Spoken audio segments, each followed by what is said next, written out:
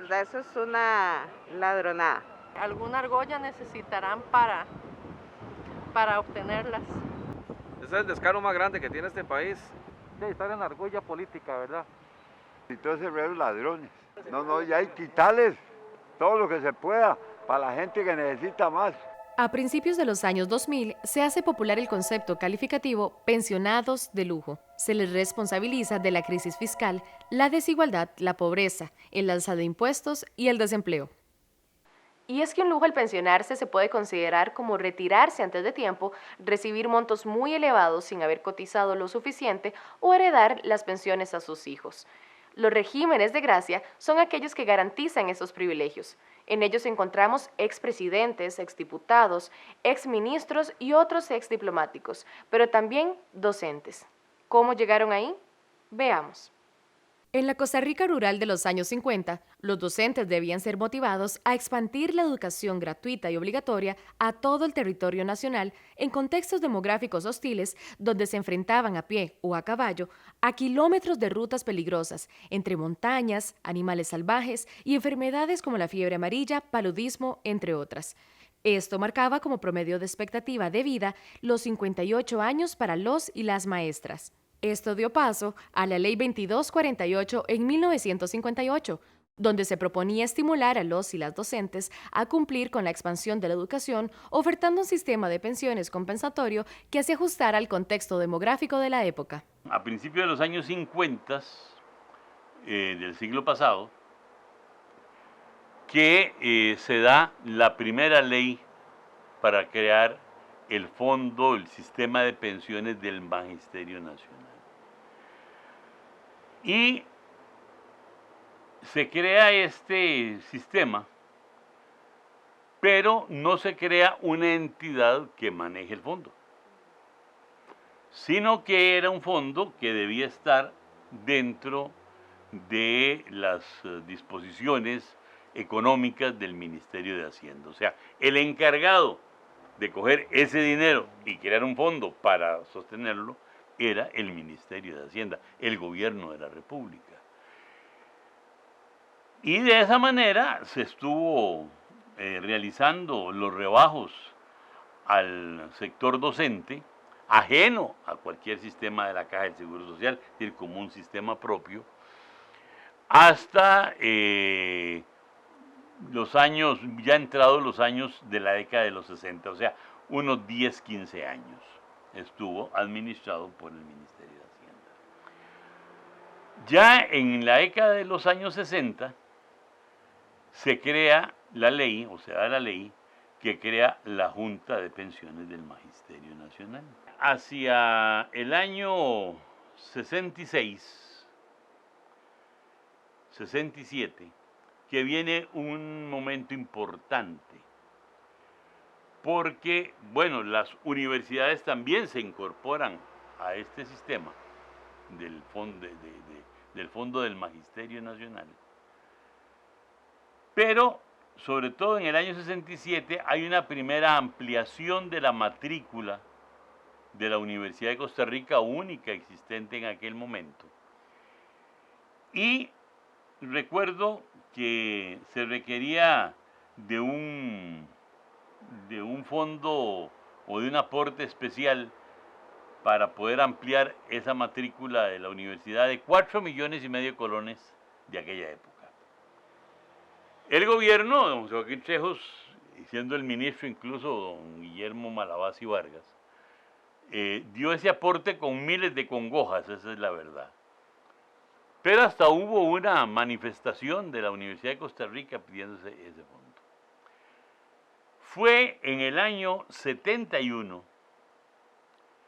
que viene otro movimiento importante.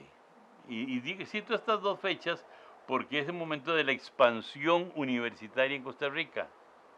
Se crea el Instituto Tecnológico en el año 70, en el 71 la Universidad de Costa Rica plantea la posibilidad de una gran ampliación de su matrícula y la necesidad entonces de crear también cierta infraestructura que ya estaban exigiendo aquellos nuevos alumnos de más que habían ingresado desde la ampliación de la matrícula en el año 67.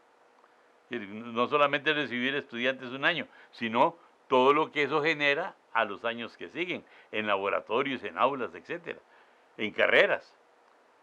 Entonces, la universidad necesitó en aquel momento una ampliación importante de dinero. Y se hizo una manifestación muy grande, enorme, encabezada por el rector Carlos Monge,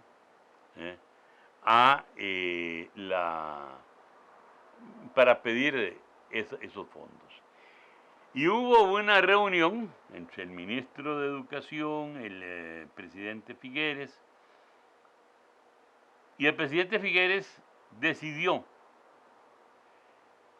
que no había dinero para llenar aquellos gastos, pero que se tomara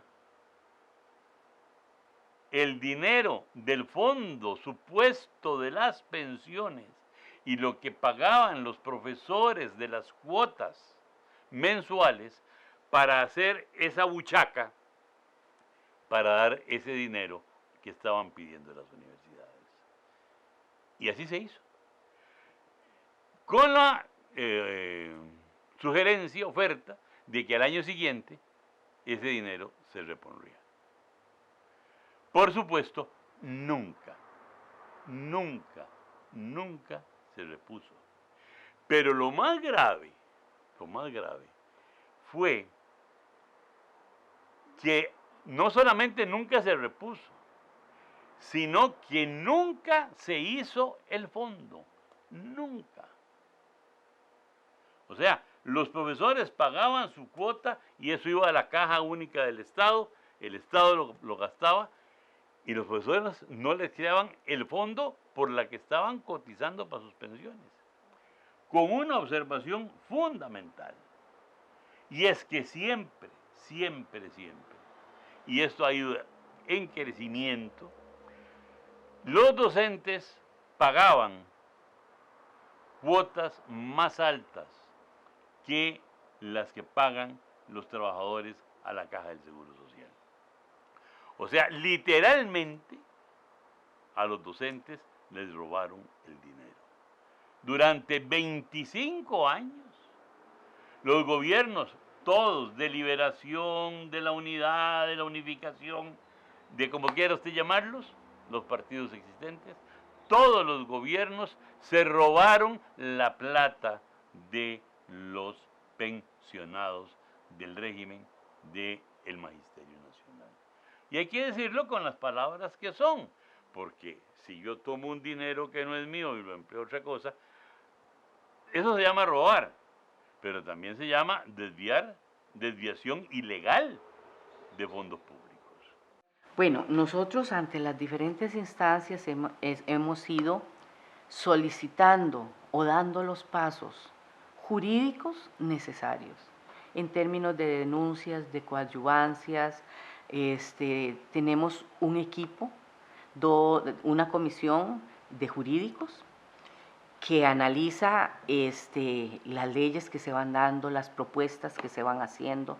La junta directiva pasada visitaron diputados, de gente que toma decisiones y algo se logró, digamos, cambiar ciertos articulados, cierta cosa.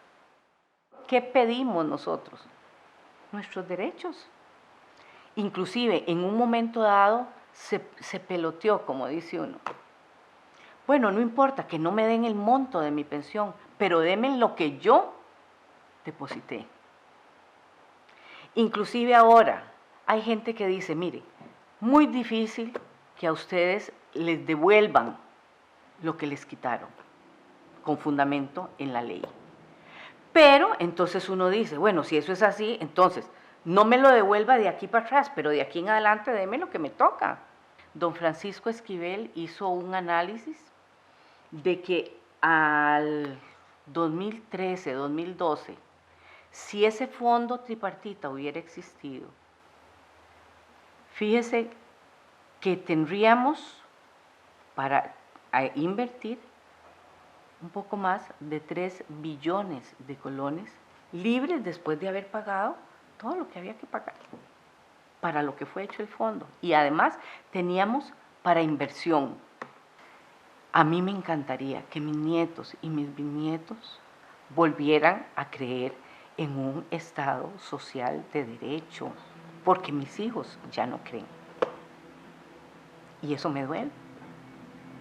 El gobierno, en lugar de crear un aporte o fondo de indemnización, que es lo que correspondía por la apropiación indebida de estos aportes, crea el régimen transitorio de reparto, como un fondo de gracia a cargo de la Hacienda como si nunca hubiesen cotizado, transformándolos en una carga para las finanzas públicas.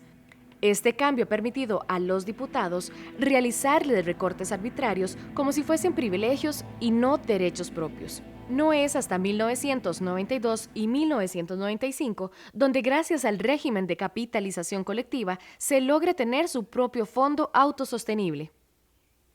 Bendito sea el Señor que se la ganan también, ¿verdad? Porque trabajaron. Y para en su vejez tener una vida mejor, ¿ves? Primero le daría mis felicitaciones, porque el trabajo de uno en todo lo que lleva trabajando es lo que representa en la pensión. Me imagino que la mayoría de los que las tienen, tienen estudios y posgrados, supongo, ¿verdad? Bueno, no sé muchísimo del tema, ya le digo, no sé si se las han ganado de verdad o si hicieron algo ilegal para obtenerlas. Hablamos de que tenemos que corregirlo, pero no hacemos nada. No tengo idea de quién es el culpable de esas pensiones de lujo. Y esa plata la agarran para otras cosas.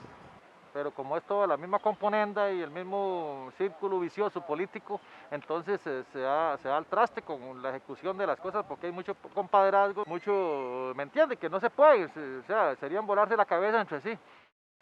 Los abusos de los políticos con sus pensiones ha distraído de los problemas de fondo que realmente afectan la crisis fiscal y, sobre todo, distrae de la necesidad urgente de intervenir los sistemas institucionales que siguen permitiendo este tipo de abusos y de privilegios.